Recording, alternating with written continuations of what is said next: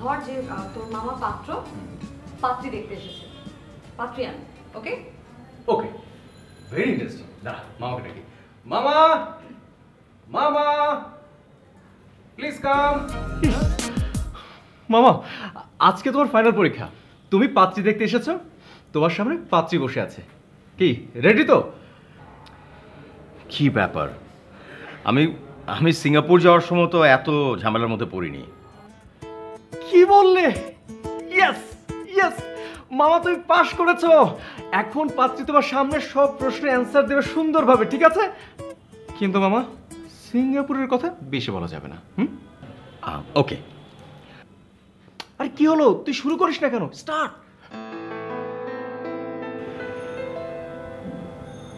তা আপনি এতদিন বিয়ে করেননি কেন? আসলে আমি যখন সিঙ্গাপুরে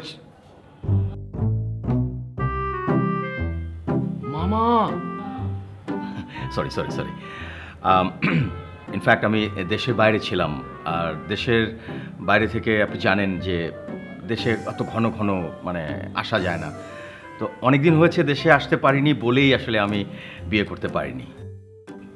বিয়ের পর কি আপনি দেশেই থাকবেন নাকি আবার চলে যাবেন? সেটা তো ডিপেন্ড করছে যে আমাকে বিয়ে করছে তার চাওয়ার উপর।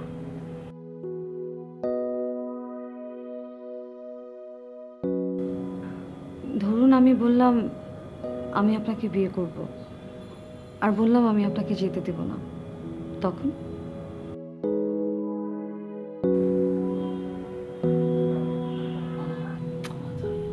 মামা চালিয়ে যাও। হ্যাঁ, তাহলে তাহলে আমি যাব না, এখানেই থেকে যাব।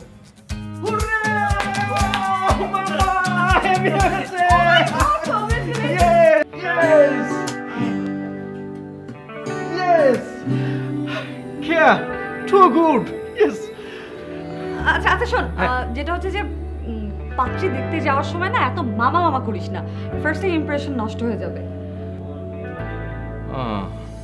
Point to be noted.